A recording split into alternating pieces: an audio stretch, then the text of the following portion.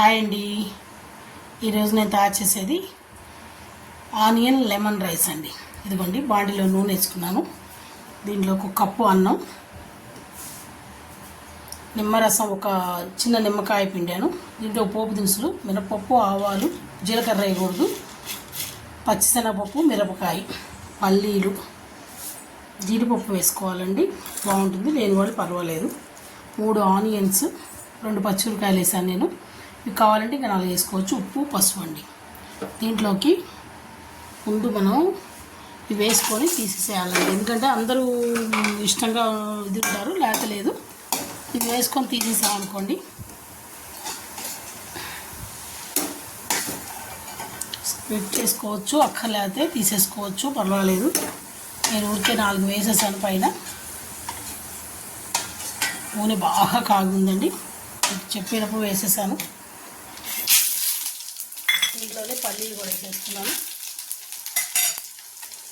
ఇది పిల్లలు చాలా ఇష్టంగా తింటారండి పొద్దున్నే వాళ్ళకి లంచ్కి. ఎందుకంటే ఆనియన్స్ ఉంటాయి ప్లస్ లెమన్ కదండి, చాలా ఇష్టంగా తింటారు. కొంచెం పోపు ఎక్కువ అయితే టేస్ట్ బాగుంటుంది. సబ్స్క్రైబ్ చేయని వాళ్ళని చేయమంటే చేసిన వాళ్ళు చేసినట్టున్నారు, డౌన్ అయిపోయింది మొత్తం. చూసుకొని చేయండి, చేసిన వాళ్ళు అక్కర్లేదు, చేయని వాళ్ళే చేయండి. ఇవన్నీ వేగిన తర్వాత చూపిస్తాను. ఇవ్వండి వేగినాయి.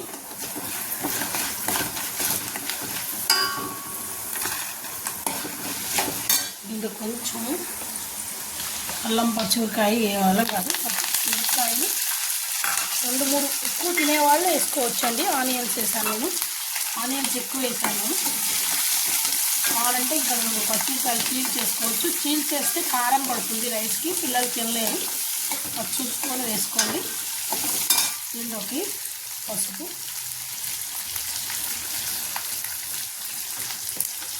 ఉప్పు మొత్తం దీంట్లోకి వేసేస్తున్నానండి, చూసుకొని వేసుకోండి.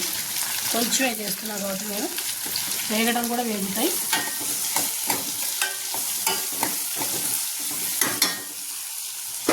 వేగిన తర్వాత చూపిస్తాను.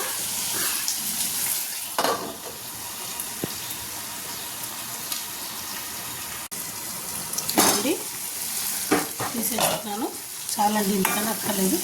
ఈ అన్నాన్ని ఇప్పుడు నేను కొంచెమే చేశాను, కావాలంటే ఎక్కువ చేసుకోవచ్చు. దాని తగ్గట్టు నిమ్మకాయలు అవి పిండుకోవచ్చు అండి. తీసి అన్నంలో కలపచ్చు, ఇంకైనా కలుస్తుంది, ఉప్పు కలుస్తుందని వేసాను నేను. ఇలా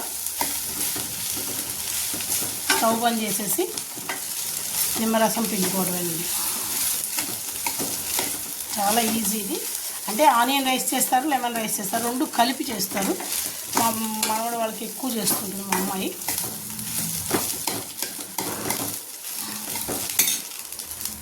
స్టవ్ బంద్ చేసేసాను, లెమన్ రైస్ పోసేసాను, కలిపి చూపిస్తాను మీకు.